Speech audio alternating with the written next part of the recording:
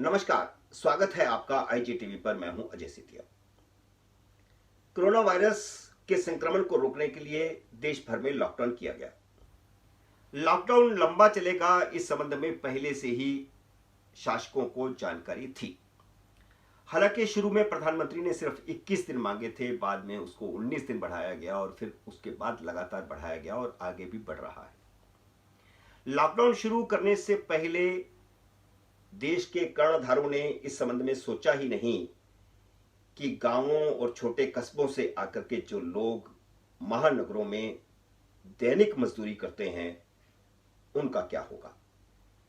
बसें, ट्रेनें, वाहन सारे बंद कर दिए गए, हवाई जहाज भी बंद कर दिए गए, लेकिन उनको अपने स्थानों पर पहुंचाने की व्यवस्था सरकार ने नहीं की। हमने देखा कि लंबे समय तक लोग सड़कों पर पैदल ही अपने गांव के लिए निकल गए। इस तरह की खबरें आई कि कोई व्यक्ति 1200 किलोमीटर चल करके अपने गांव पहुंचा, कोई 700 किलोमीटर चलकर अपने गांव पहुंचा, कोई 500 किलोमीटर चलकर अपने गांव पहुंचा। मजबूरी में सरकार को ट्रेनें चलानी पड़ी। लेकिन अब जो खबरें आ रही हैं वे और भयानक हैं। अब संक्रमण महानगरों से कस्बों में और गांवों में पहुंच गया है। यह त्रासदी एक भीषण रूप ले रही है। इस पर पुरी के शंकराचार्य स्वामी निश्चलानंद जी ने एक टिप्पणी की है और उन्होंने कहा कि 72 साल के अंदर विकास की जो दिशा अपनाई गई थी उसकी वजह से आज ये इतना बड़ा पलायन हुआ है मजदूरों का, वो अपने गांवों में पहुंचे हैं। इसको कैसे रोका जा सकता था? जो गलतियां हुई हैं क्या वो सुधारी जा सकती हैं? क्या विकास की दिशा गलत रही? 72 सालों में लगातार यह हुआ कि विकास महानगरों तक सीमित हो गया और रोजी रोटी के लिए ग्रामीण को शहरों में जाना पड़ा। स्वामी निश्चलानंद जी कहते हैं कि रोजगार की व्यवस्था, काम की व्यवस्था वहीं पर होनी चाहिए जहां पर व्यक्ति रहता। 1000 में से 999 लोगों के काम की व्यवस्था उसके क्षेत्र में होनी चाहिए। गांव में हो, गांव नहीं तो ब्लॉक में हो, ब्लॉक नहीं तो तहसील में हो, तहसील में नहीं तो जिले में हो, जिले में नहीं तो ज्यादा अड़ोस पड़ोस के जिले में या अधिकतम प्रांत में हो। तो क्या विकास की दिशा को मोड़ने का यह सुअवसर हो सकता है?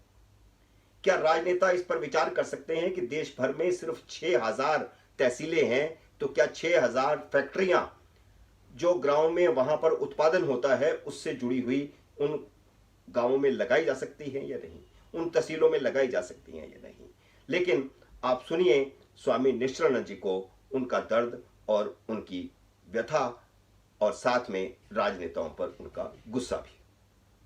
प्रश्न उठता है कि वेदादि शास्त्र सम्मत विकास की क्या परिभाषा निर्धारित की जा सकती है। हमने वेदादि शास्त्र सम्मत राजनीति की एक परिभाषा उद्घोषित की है। उसको क्रियान्वित करने पर विकास का वास्तविक स्वरूप अवश्य ही प्रकट हो सकता है। प्रकारांतर से विकास की वेदादि शास्त्र सम्मत परिभाषा भी वही सुनिश्चित है।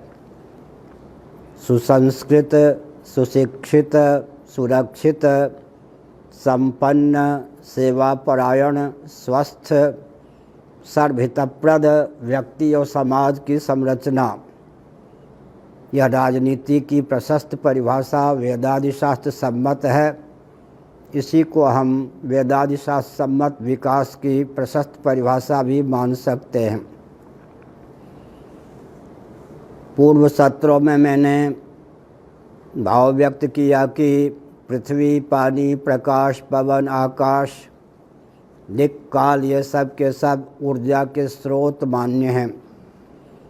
ये जब कुपित कर दिए जाते हैं प्रमादवश तब विनाश का तांडव नृत्य उपस्थित होता है। इसलिए हमारा दायित्व है कि अपने और सबके हित की भावना से ऊर्जा के इन स्रोतों को हम कभी भी विकृत, दूषित, क्षुब्ध या कुपित करने का प्रयास न करें।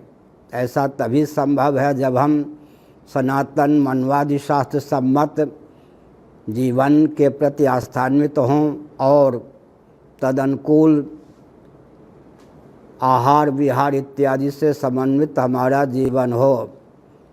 एक विचित्र तथ्य वर्तमान विभीषिका के माध्यम से प्रकट है, उस पर ध्यान केंद्रित करने की आवश्यकता है। बिहार, उत्तर प्रदेश, ओडिशा आदि में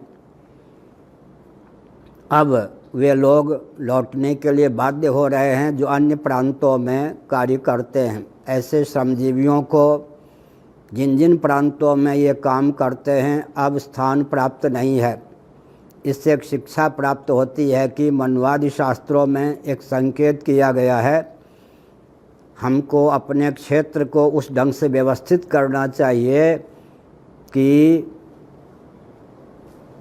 1000 में 999 व्यक्तियों को अपने क्षेत्र की परिधि में ही स्वस्थ जीविका सुलभ हो जाए। अगर इस ढंग से हम गांव की, वन की, क्षेत्र की संरचना करते हैं तो पलायन की घटना नहीं घटेगी। कदाचित 1000 में एक व्यक्ति अन्य प्रांतों में या देशों में चले जाते हैं तो भी कोई विप्लवपूर्ण वातावरण की संभावना नहीं है।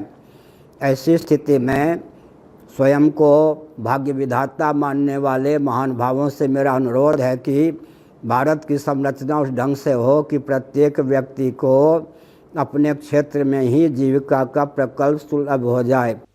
स्वामी निश्चलानंद जी ने खास तौर पर उत्तर प्रदेश, बिहार और उड़ीसा के मजदूरों का दर्द बयान किया है।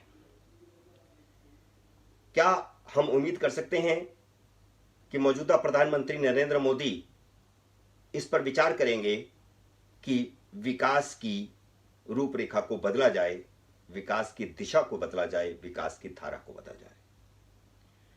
हम नया वीडियो लेकर के आपके सामने जब तक हाजिर होंगे तब तक आप हमारे चैनल को सब्सक्राइब कर दीजिए, घंटे का बटन दबा दीजिए और इंतजार कीजिए नए वीडियो का।